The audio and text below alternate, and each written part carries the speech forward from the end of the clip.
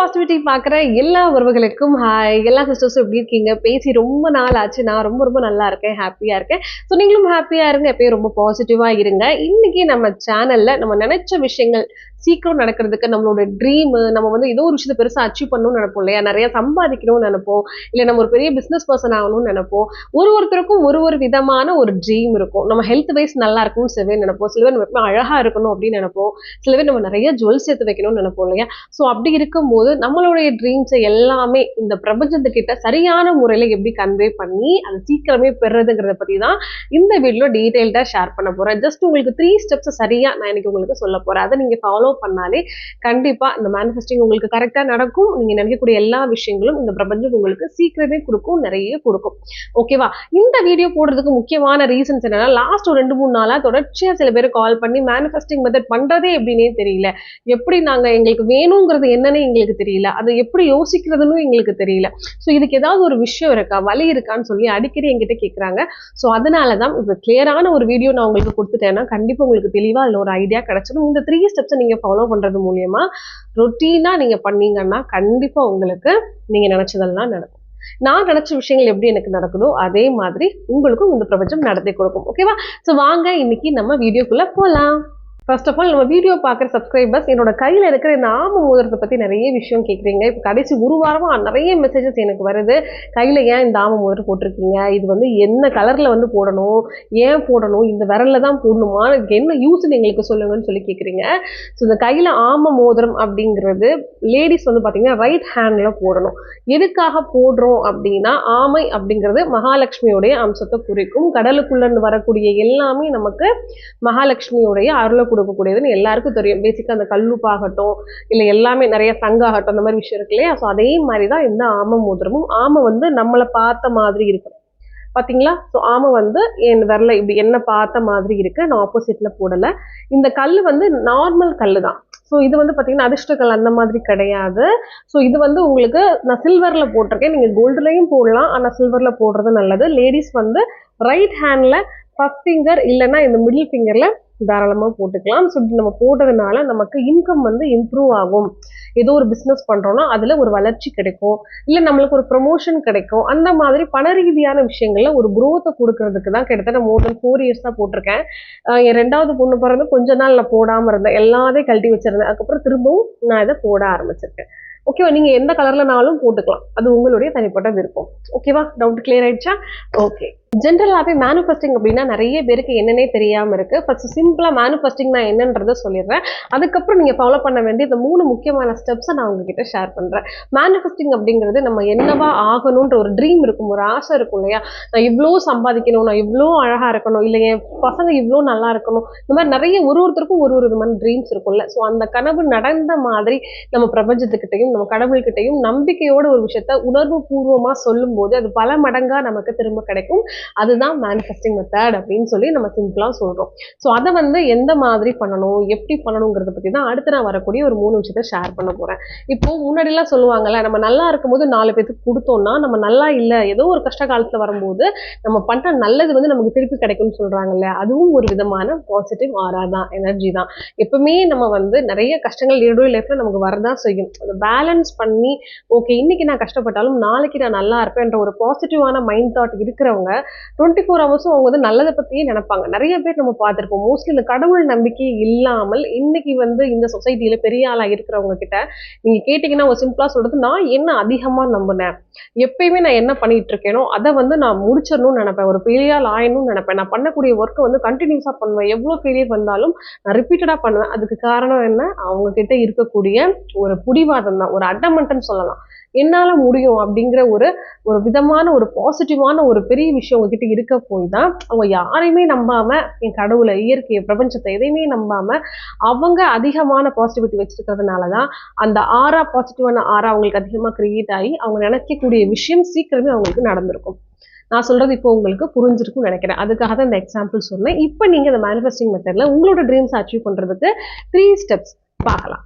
So first step வந்து clarity, what's your NEET அப்படிங்கிறது ரொம்ப ரொம்ப இம்பார்ட்டன்ட். எது உங்களுக்கு தேவை, எது உங்களுக்கு வேணுங்கிற ஏதாவது ஒரு விஷயத்த ஃபாலோ பண்ணுங்க. இப்போ தான் நான் மேனிஃபெஸ்டிங்கே ஸ்டார்ட் பண்ண போகிறேன், இப்போ தான் பிரபஞ்சத்துக்கிட்ட புதுசாக என்னோட கோரிக்கைகள்லாம் வைக்க போகிறேன்னு நினச்சிங்கன்னா ஏதாவது ஒரு விஷயத்த காமாக யோசிச்சு டிசைட் பண்ணுங்க. முதல்ல இப்போ நிறைய பேருக்கு கடன் அடையணும், இப்போ கடன் நிறைய இருக்குன்னு நினைக்கிறவங்க நிறைய கமெண்ட்ஸ் பண்ணியிருந்தீங்க. சிஸ்டர் நாங்கள் கடன் அடைஞ்சிருச்சுன்னு சொல்லி நாங்கள் மேனிஃபெஸ்டிங் பண்ணணுமா, இல்லை கடன் அடைய போகுதுன்னு பண்ணணுமா, இல்லை கடன் அடைகிறதுக்கு எனக்கு இவ்வளோ பணம் வேணும்னு மட்டும் போடணுமான்னு நிறைய பேர் கேட்குங்க. ஃபர்ஸ்ட் உங்களுடைய கஷ்டத்துக்கு பேஸா எந்த ஒரு விஷயம் இருக்குன்றத பாருங்க. ஏன்னா பணம் அப்படிங்கிற ஒரு விஷயம் நம்ம கிட்ட இருந்தாலே நமக்கு கடன் அடைஞ்சிரும், சேவிங்ஸ் இம்ப்ரூவ் ஆகிடும், நம்மளால வந்து வீடு வாங்க முடியும், கார் வாங்க முடியும், பசங்களை நல்லா படிக்க வைக்க முடியும், பசங்களுக்கு நல்ல ஒரு எல்லாமே விஷயத்த நம்ம கிரியேட் பண்ணி கொடுக்க முடியும். அப்போ பேசிக்காவே உங்களோட லைஃப்ல உங்களுக்கு மணி மட்டும்தான் ஒரு இஷ்யூவா இருக்குன்னா நீங்க தாராளமா பணத்தை நோக்கி மட்டுமே உங்களோட மேனிஃபெஸ்டிங் பண்ணுங்க. எப்பயுமே அதை மட்டுமே நீங்க நோக்கி பண்ணுங்க. இல்ல எனக்கு வந்து உடல் ரீதியான விஷயம் சரியா இருக்கணும், பணம் எல்லாம் என்கிட்ட இருக்கு, எனக்கு மனசு வந்து பிசிக்கலி மென்டலி வந்து பாத்தீங்கன்னா நான் நல்லா இல்லை, இல்னஸா இருக்கேன், என்னோட ஃபேமிலி வந்து நல்லா இல்லை, பசங்க கூட சண்டை போடுறேன், ஹஸ்பண்ட் கூட சண்டை போடுறேன், இல்ல ஹஸ்பண்ட் ஏன் கூட சண்டை போடுறாங்க, ஸோ ரிலேஷன்ஷிப்லாம் நல்லா இருக்கணும்னு நினைச்சீங்கன்னா அப்ப அந்த ஒரு விஷயத்த மட்டும் கான்சென்ட்ரேட் பண்ணுங்க. ஃபர்ஸ்ட் உங்களுக்கு எது வேணும் அப்படிங்கறத நீங்க முதல்ல ஃபிக்ஸ் பண்ணணும். எனி ஒன் சரியா ஃபிக்ஸ் பண்ணுங்க. ஃபர்ஸ்ட் அதை நோக்கி நீங்க வந்து எல்லா எனர்ஜியும் கொடுத்து ஃபோக்கஸ் பண்ணி மேனிஃபெஸ்டிங்கை ஸ்டார்ட் பண்ணுங்க. அதுக்கப்புறம் என்ன பண்ணலாம்னா ஒன்று ஒன்றா நடக்க நீங்க பண்ணலாம். என்னை பொறுத்த வரைக்கும் நான் 2020 வந்து பார்த்தீங்கன்னா என்னோட கடன் அடையணும்னு சொல்லி மேனிஃபெஸ்ட் பண்ணேன். அதுக்கப்புறம் என் ஹஸ்பண்டுக்கு நல்ல ஜாப் கிடைக்கணும்னு சொல்லி மேனிஃபெஸ்ட் பண்ணேன். ஸோ ஹஸ்பண்டுக்கு ஜாப் கிடைச்ச உடனே எனக்கு நல்ல இன்கம் கிடைக்கணுங்கிறத மேனிஃபெஸ்ட் பண்ணேன். ஸோ என்னோட வாழ்க்கையில ஒரு விஷயமா பண்ணி தான் அதை நான் வந்து சக்சஸும் பண்ணேன். ஸோ ரெண்டாவது ஸ்டெப் என்னன்னா follow the manifesting methods. So இதுக்கு மேனிஃபெஸ்டிங் பண்ணுறதுக்கு சில பேர் சொல்கிறீங்க எனி டைம் நான் வந்து மேனிஃபெஸ்டிங் பண்ணலாமா, காலையில் தான் எனக்கு டயம் இருக்குது, இல்லை மத்தியானம் தான் எனக்கு டயம் இருக்கும், நான் வந்து நைட் ஷிஃப்ட் போகிறேன், காலையில் நான் தூங்கிடுவேன், எனக்கு தூக்கம் வரும், அப்போ நான் நைட்டே பண்ணிடலாமா, இந்த மாதிரி நிறைய விஷயம் சொல்கிறீங்க. காலையில் எனக்கு தூக்கம் வருது, எனக்கு ரொம்ப சோம்பேறித்தனமாக இருக்குன்னு சொல்லி எவ்வளவோ பேர் சொல்கிறீங்க. 4 நாள் பண்ணுறேன், 5வது நாள் மறந்துடுறேன்னு சொல்கிறீங்க. பட் நிஜமாவே மேனிஃபெஸ்டிங் பண்ணணும்னு நினச்சிங்கன்னா அதுக்கு சூப்பரான ஒரு டைமே 3:30 to 5:30 அந்த பிரம்ம முகூர்த்தம் சொல்கிறோம், சமுர்த்த முகூர்த்தம்னு சொல்லக்கூடிய அந்த 2 டைம் தான். 3:30 to 5:30 இந்த விட ஒரு சூப்பரான ஒரு ஆஸ்பீஷியஸான டைம் வந்து எதுவுமே கிடையாது. அந்த நேரத்துல நம்ம நினைக்கக்கூடிய விஷயங்கள் பிரபஞ்சத்துக்கிட்ட நேரடியா போய் கலக்குது, எந்த ஒரு தடங்களும் இல்லாம. நான் சொல்றது உங்களுக்கு புரியுதா? ஸோ அது வந்து ரொம்பவே உங்களுக்கு சூப்பரான ஒரு ரிசல்ட்டை கொடுக்கும். ஸோ எனக்கு தெரிஞ்சு உங்க லைஃப்ல வந்து நம்ம பெரிய ஆள் ஆகணும்னு நினைக்கிறவங்க, கோலை நோக்கி ஓடுறவங்களுக்கு தூக்கம், அதுக்கப்புறம் டயர்ட்னஸ், சோம்பேறித்தனம் இதெல்லாம் இருக்கவே கூடாது. இதை நம்ம தவிர்த்தா மட்டும்தான் சில விஷயங்கள் நமக்கு நடக்கும். ஸோ நீங்க அந்த மேனிஃபெஸ்டிங் மெத்தடை சரியா ஃபாலோ பண்ணணும். ஸோ 3:30 to 5:30 நீங்க எந்திரிக்கலாம். விளக்கு போடணுங்கிறவங்க தாராளமா விளக்கு போட்டுட்டு சாமி கும்பிடணுங்கிறவங்க கும்பிடலாம், அது உங்களோட விருப்பம். இல்லை ஸ்கிப் பண்ணணும் அந்த பாட்டை மட்டும் ஸ்கிப் பண்ணிட்டு ஃபர்ஸ்ட் மனசார உங்களுக்கு என்ன வேணும் அப்படிங்கிறத நினைங்க. ஃபர்ஸ்ட் நான் வந்து எனக்கு ஃபினான்ஷியலி ஒரு நல்ல க்ரோத் கொடுக்கணும்னா 2 விஷயத்த ஃபாலோ பண்ணலாம். ஃபர்ஸ்ட் நமக்கு என்ன வேணும் அப்படிங்கிறத நீங்க எழுத ஆரம்பிங்க. ஸோ நான் ஏற்கனவே வந்து நோட் போட்டு எப்படி எழுதணும் மேனிஃபெஸ்டிங்கிறது ஒரு வீடியோவா கொடுத்துருக்கேன், பார்க்காதவங்க கீழே லிங்க் கொடுக்குறேன், போய் பாருங்க. ஸோ எனக்கு எழுதெல்லாம் பிடிக்காது, ஸோ எப்படி வந்து மென்டலி நம்ம திங்க் பண்ணணும்னு நினைச்சீங்கன்னா அந்த 3:30 to 5:30 எந்திச்சு நல்லா ஃபேஸ் வாஷ் பண்ணிக்கோங்க. பண்ணிட்டு ஏதாவது ஒரு இடத்துல காம் டவுனாக உட்காருங்க. இல்லை பூஜை ரூம் இருக்குன்னு அங்கே கூட இப்படி உட்காந்துக்கோங்க. உட்காந்துட்டு உங்களுக்கு என்ன வேணுங்கிறத அப்படியே கற்பனை பண்ணுங்க, விஷுவலைசேஷன் பண்ணுங்க. இப்போ நான் இருக்கேன்னா என் ஹஸ்பண்டுக்கு வந்து வேலை கிடைக்கணுங்கிறதுக்காக நான் பண்ணும்போது வேலை கிடைச்சு என் ஹஸ்பண்ட் அந்த வேலைக்கு போகிற மாதிரியும் நிறைய நான் நினைச்ச அந்த சேலரி வாங்குற மாதிரியும் அது நிஜமா நடந்தா எப்படி இருக்குங்கிறத நான் கற்பனை பண்ணேன், விஷுவலைசேஷன் சொல்றேன். இது எனக்கு கடன் அடையும்னு நினைக்கும் போது நான் எப்படி பண்ணேன்னா என்கிட்ட நிறைய பணம் இருக்கிற மாதிரியும் என் பீரோல நிறைய பணத்தை நான் அடுக்கி வைக்கிற மாதிரியும், ஸோ நான் வந்து நினைச்ச எல்லா விஷயமும் பண்றேன், நிறைய நகை போட்டிருக்கேன். ஸோ இந்த மாதிரி எல்லாம் நடக்கிற மாதிரி நான் என்ன பண்ணேன், விஷுவலைசேஷன் பண்ணேன். ஏன்னா கடன் இல்லாம இருக்கும் போது தான் இதெல்லாம் நடக்கும். ஸோ இந்த மாதிரி தான் நம்ம திங்க் பண்ணணும். இப்போ நீங்க வந்து சிக்கா இருக்கீங்கன்னு வச்சுக்கோங்களேன், எனக்கு உடம்பு சரியில்லை ஆனா நான் வந்து ரொம்ப நல்லா ஆக்டிவா இருக்கிற மாதிரி நினைக்கணும்னா அந்த மாதிரி நினைங்க. ஸோ நல்லா ஓடுற மாதிரி, நல்லா விளையாடுற மாதிரி, சந்தோஷமா நீங்க இருக்கிற மாதிரி, நல்லா அழகா ட்ரெஸ் பண்ணி இருக்கிற மாதிரி நினைங்க. ஸோ அதுக்கு உங்களோட மைனஸ் அப்படியே பிளஸ்ஸா மாத்தணும் இல்லையா? ஸோ அதெல்லாம் நீங்க கற்பனை பண்ணி பார்த்தாலே போதும். இல்லை என்னால கற்பனை பண்ணி முடியலன்னு நினைக்கிறவங்க அழகா அதுக்கு ஒரு நோட் போடுங்க. அது எப்படி எழுதுறதுங்கிறத டிஸ்கிரிப்ஷன் பாக்ஸ்ல கொடுத்துருக்கேன், போய் பாருங்க, எழுதுங்க. ஸோ எழுதுற மெத்தட் இன்னைக்கு ஒன்று மட்டும் ஒரு எக்ஸாம்பிளுக்கு சொல்றேன். ஃபார் எக்ஸாம்பிள் வந்து எனக்கு மாசம் வந்து பார்த்தீங்கன்னா ஒரு 50,000 எனக்கு வந்து சேலரி வரணும் அப்படின்னு நினைச்சீங்கன்னா உங்க நோட்ல நீங்க என்ன எழுதணும்னா மாதந்தோறும் 50,000 ரூபாய் நான் சம்பாதிக்கிறேன் அப்படின்னு எழுதலாம். இல்லைன்னா my salary 50,000 rupees per month அப்படின்னு போட்டுருங்க. இங்கிலீஷ்ல தமிழ்ல உங்களுக்கு எந்த லாங்குவேஜ் வருமோ அந்த லாங்குவேஜ்ல மாசம் நான் 50,000 சம்பளம் வாங்குறேன் அப்படின்னு எழுதிட்டீங்கன்னா மாசம் நீங்க வாங்குறீங்கிறத பிரபஞ்சத்துக்கிட்ட சொல்றீங்க. அப்போ அது நடக்கிறதுக்கு உண்டான விஷயங்கள் எல்லாம் உங்களை சுத்தி நடக்கும். பாசிட்டிவான வேலை நீங்களும் ஹார்ட் ஒர்க் பண்ணீங்கன்னா எல்லாமே ஈஸியாக உங்களுக்கு பாசிபிளாக மாறும். எக்ஸாம்பிளுக்கு நான் சொல்லியிருக்கேன். ஓகேவா? இன்னும் நான் சொன்னது புரியலன்னா டிஸ்கிரிப்ஷனில் லிங்க் இருக்கு, போய் அந்த வீடியோ தெளிவாக பார்த்து தெரிஞ்சுக்கோங்க. 3வது ஸ்டெப் வந்து பிலீவ் த ப்ராசஸ். நீங்கள் என்ன பண்ணிட்டு இருக்கீங்களோ அதை நம்புங்க. காலையில் எந்திரிச்சா நல்லது நடக்கும்னு நம்புங்க. நீங்கள் மேனிஃபெஸ்டிங்க்கு எழுதுறீங்களா, மேனிஃபெஸ்டிங் கற்பனை பண்ணுறீங்களா, இதெல்லாம் வந்து ட்ரையல் கிடையாது. இதெல்லாம் வந்து எனக்கு நடக்கும், இது வந்து சீக்கிரமே எனக்கு நடக்கும் அப்படிங்கிறத நம்பிக்கையோட நான் இது பண்ணிட்டேன், எனக்கு நடந்துரும். ஸோ ஆட்டோமேட்டிக்காக டேல நான் பண்ண வேண்டிய வேலையை நான் பண்ணிட்டே இருக்கலாம். ஸோ காலைல நம்ம வந்து 3 தடவை சாப்பிட்றதுக்கு மறக்குவோமானா மறக்கிறது கிடையாது. கரெக்டாக ஃபோன் பார்க்கறதுக்கு மறக்குவோமா கிடையாது.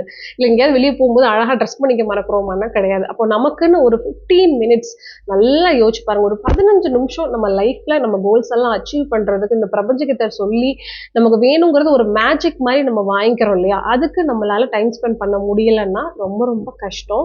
ஸோ என்னை பொறுத்த வரைக்கும் வந்து தயவு செஞ்சு ஒரு 15 minutes காலையில வந்து ஒதுக்குங்க. இந்த 3 ஸ்டெப் ரொம்ப ரொம்ப ஈஸியான விஷயம். பண்றத நம்பிக்கையோட பண்ணணும், அதுவும் ரெகுலரா பண்ணணும், கன்சிஸ்டன்சியா பண்ணணும். பண்ணோம்னா கண்டிப்பா உங்களுக்கு நினைச்ச எல்லா விஷயங்களும் லைஃப்ல நடக்கும். அது நடக்கிறதுக்கு ஏதாவது ஒரு மேஜிக் வந்து உங்களுக்கு லைஃப்ல நடக்கும். அது உங்களுக்கு பண்ணிட்டு அந்த ரிசல்ட் நீங்க வாங்கும்போது உங்களுக்கு ஒரு ஃபீல் வரும் பாத்தீங்களா, வேற லெவல்ல இருக்கும். ஸோ இந்த மெத்தட் வந்து நான் தனியா சொன்ன விஷயம் கிடையாது. இது கோடிக்கணக்கான பர்சன்ஸ் நம்ம நாட்டில் இருக்கட்டும், அப்ராட்ல இருக்கட்டும், எல்லா லாங்குவேஜஸ்ல இருக்கட்டும், நீங்க செக் பண்ணி பாருங்க. அவ்வளோ பேர் பண்ணி இதுல சக்சஸ் ஆகி அவங்களுக்கு வேணுங்கிறத வந்து வாங்கிக்கிறாங்க. இதுதான் ஒரு உண்மையான விஷயம். ஸோ இதை நீங்க ட்ரை பண்ணி பாருங்க. இன்னைக்கு நான் சொன்ன இந்த 3 ஸ்டெப்ஸுமே ரொம்ப சிம்பிளான மெத்தட் தான். இதனால நம்ம நிறைய விஷயங்களை லைஃப்ல அச்சீவ் பண்ண முடியும். ஓகேவா? ஸோ நீங்க கேட்டதுக்கு நான் தெளிவா ஒரு வீடியோ கொடுத்துருக்கேன். மறக்காம நம்மளோட அம்மு பாசிட்டிவிட்டியை லைக் பண்ணுங்க, ஷேர் பண்ணுங்க, சப்ஸ்கிரைபும் பண்ணுங்க. மறக்காம உங்களுக்கு எந்த மாதிரி வீடியோஸ் வேணுங்கிறதையும் கமெண்ட் பாக்ஸ்ல கமெண்ட் பண்ணுங்க. ஏதாவது டவுட் இருந்தாலும் கமெண்ட் பாக்ஸ்ல கமெண்ட் பண்ணுங்க. அது வேல்யூபிளான டவுட்டா இருந்தா கண்டிப்பா அதுக்காக முழு வீடியோ கிளியரா நான் உங்களுக்கு கொடுக்குறேன். ஓகேவா? சரி, ஓகே, பாய். நாளைக்கு மீட் பண்ணலாம்.